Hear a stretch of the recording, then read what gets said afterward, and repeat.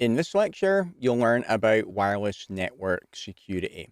It's going to be a pretty quick lecture because at the CCNA level, we don't need to go too deep into the topic. So Wi-Fi coverage can leak outside the desired area. If you have got a building and you want to have wireless coverage throughout the entire building, you will place your access points to give you that desired coverage. But it's going to be next to impossible to have the wireless access available right up to the edges of the building on the inside and not leak out to the outside of the building.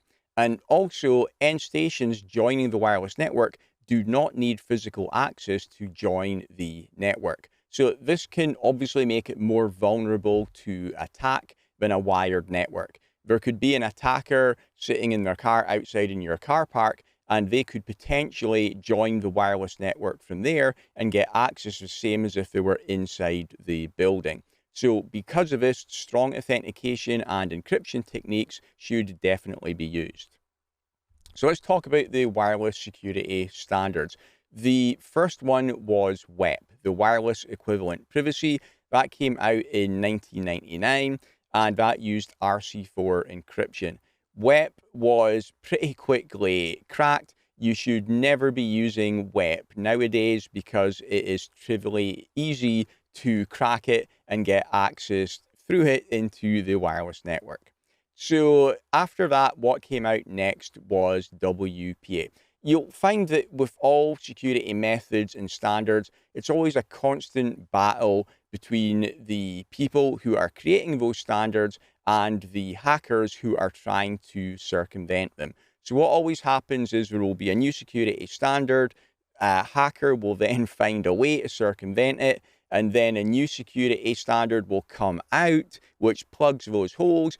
An attacker will then figure out a way to crack that new standard, and then a new standard than that will come out, and then it just keeps going cyclically like that. So that's why you can see here we've gone through WEP, WPA, WPA2, and WPA3. So after WEP, WPA came out after that, and that did plug the security concerns which were present in WEP.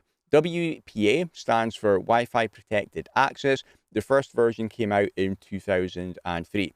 That still uses RC4 encryption as was used in WEP, and introduced TKIP, that's the Temporal Key Integrity Protocol.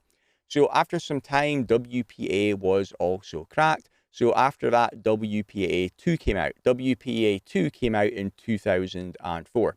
It uses AES encryption, so that's stronger encryption than RC4, and it also supported CCMP.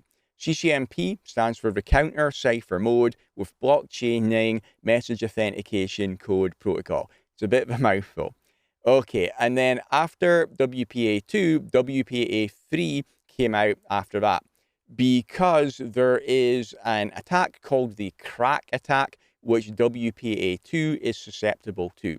So the fix for that is WPA3. It came out in 2018. It also uses AES encryption as WPA2 does. It's got CCMP, and it does have protection against the crack attack. Now, the current state of affairs as I'm recording this video is that WPA3 is still comparatively new. Even though it has been out for a while, you'll find that a lot of wireless devices out there still only support WPA2. So a lot of devices are still using WPA2. Any environment you're in should be on at least WPA2 and preferably WPA3. As time goes on, more and more devices will support WPA3, so that is what you really should be targeting to be running on. Last thing to tell you about is a comparison between WPA Personal and WPA Enterprise. And these Personal and Enterprise, it's not just the original version of WPA. There's also WPA 2 and 3. This applies there as well. So with WPA Personal, that uses pre-shared keys. So when you go to join the wireless network, you enter a pre-shared key, which is basically a password, which matches the password on the access point.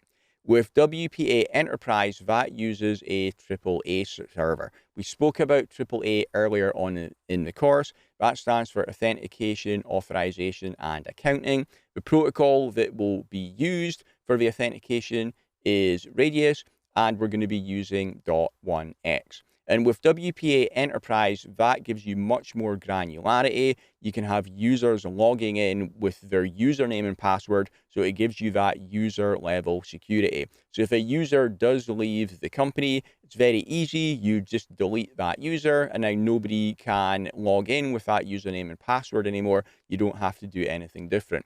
If you're using WPA Personal, where you've got that shared password, if a user leaves the company, then you need to change it, so it quickly becomes unmanageable in a corporate environment. So now if you're thinking, well, I'd definitely be using WPA Enterprise, when would I ever use WPA Personal? Well, for home networks. For your network at home, you don't want to have the expense and complexity of having to use a AAA server there, and you don't need the scalability that it would give you. So WPA Personal is used in personal home networks. In a corporate environment, you should be using WPA Enterprise unless it's a really small environment.